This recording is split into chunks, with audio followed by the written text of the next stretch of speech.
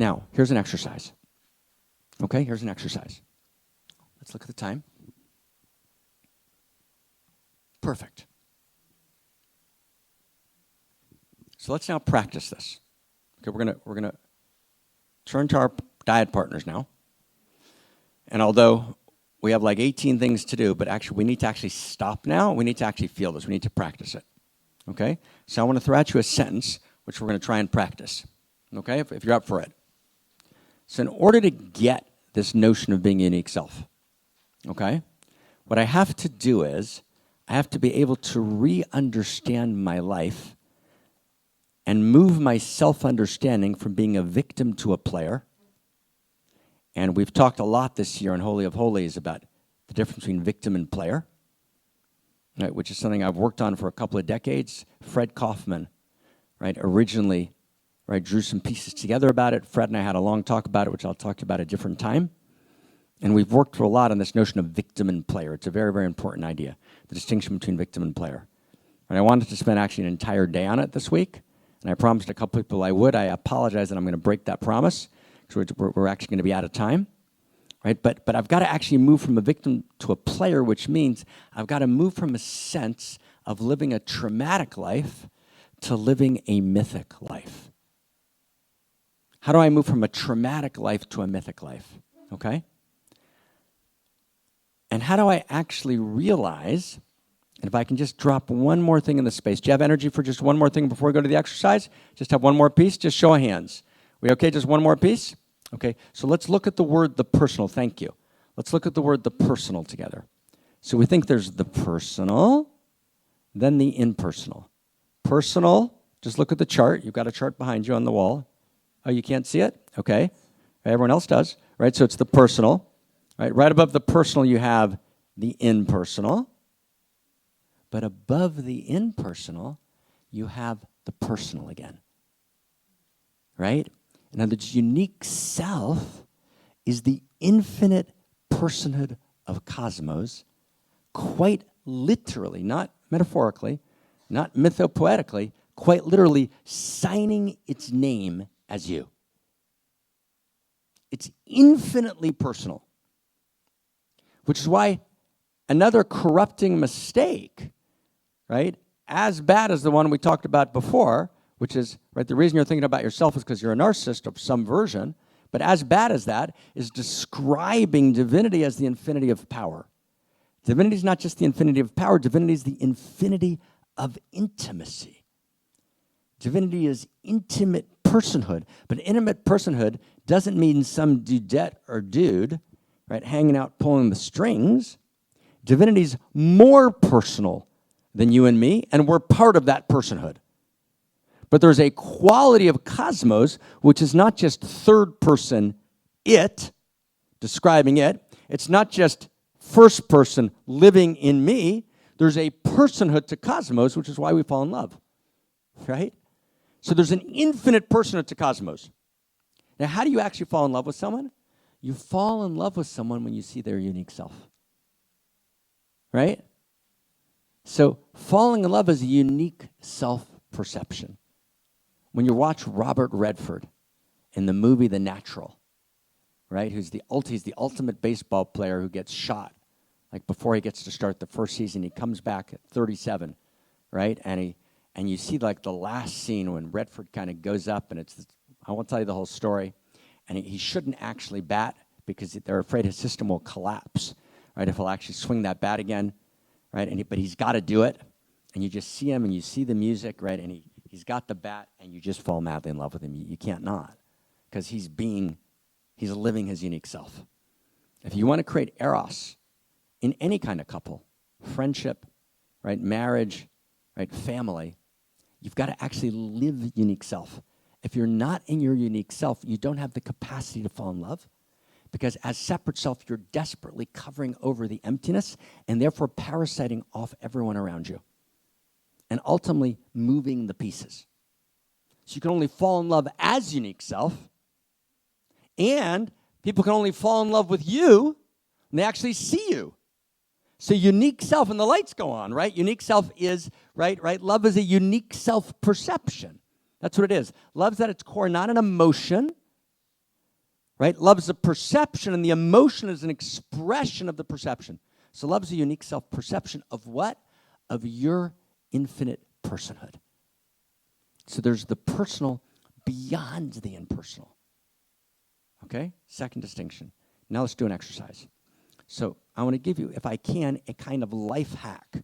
And I hate life hacks, right? But this one works, right? It's a short way to kind of begin to taste the fragrance of this. But in order to taste the fragrance, you got to deal with the traumatic problem. So the way to do that is, so here's a phrase. Right? Well, the way to do that is mythologize, don't pathologize. Right? Mythologize, don't pathologize. And we're going to do that exercise in Diet Partners in a couple minutes. But here's the exercise, okay? So generally, we sit around and look at our lives as victims. Our lives happened to us. We read a book called The Drama of the Gifted Child by a famous American author. It's been read by everyone, which explains how you are a victim of your childhood, right? And how you've been, all the misattunements work.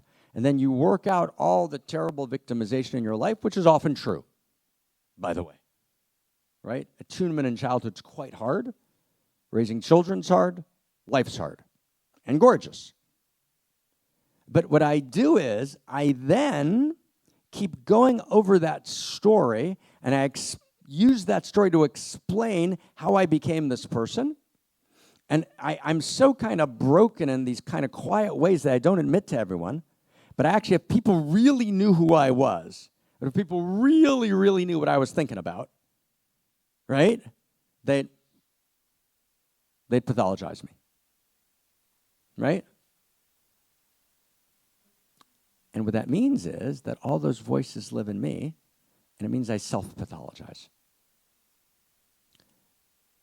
So the way to shift that is actually realize that I live in the universal love story, and that allurement actually guides my life, and that I was actually born in the right place, in the right time, for the right people, and that actually my life is a great and wondrous myth. And so the hard parents were the first trials of my life. I was born as Princess Leia in this town in Utrecht, right, to this and this parents, right, in this small home, a disguised castle. And the universe rejoiced at my birth because Princess Leia, right, was born. But the universe understood that in order to emerge, right, as the great princess that I am, I needed to undergo trials like every prince and every princess does. And I begin to mythologize my life. And I begin to experience my life as what it is, a great mythic life, in order to emerge the king and queen, the prince and princess that I actually am. It's I mythologize, I don't pathologize. I realize that I'm actually always already and have always been living a mythic life. It actually changes my self-experience, and it's accurate. It's actually the accurate understanding of my life. And I'm living a mythic life. So in the exercise, here's the suggestion. Just spend four minutes telling either the thread of your life story or a particular piece of your life story is even better, which you've up till now understood as a place where you were completely victimized, which came from pathology, which created pathology in you. It's been a disaster. And move from victim to player, transform that fate into destiny, and turn that pathology into mythology. But not mythology in the sense of false imagination, not mythology in the sense of make-believe, right? But mythology in the sense of the great myth of reality, meaning the great story, right, of my life, of your life. Right? Mythologize, don't pathologize. Right? And Shati, remember like a decade ago, we started to work with this. I can remember that little room, right, the group room, and I remember who was there. Right? That beautiful man who was killed in the motorcycle accident. Almasta, I can see him sitting there in the second row, right? Almasta. And I can see him doing this exercise when we first formulated it, right? Almasta. God, Almasta, right? Cha, right? Mythologize, don't pathologize. So if you can, find a dyad partner. If it works better in threes, and we're going to take about 10, 15 minutes on this so that each person has time to actually tell. Remember, here's the instruction. Let me give it again. Take a particular incident that you've up to now understood as a victim incident, as a pathological incident, turn it into a player, into a mythological story. Good? Show of hands. Good. We understand? Good? In we go. We're about to start for 15 more minutes. Hey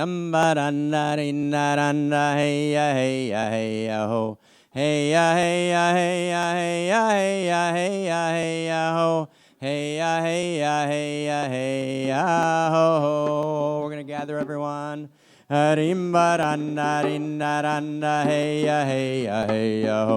Dimbaranda rindaranda heya heya heya ho. Imbaramba rimbaramba rindaranda heya ho. Heya heya heya heya ho. Thank you, thank you, thank you.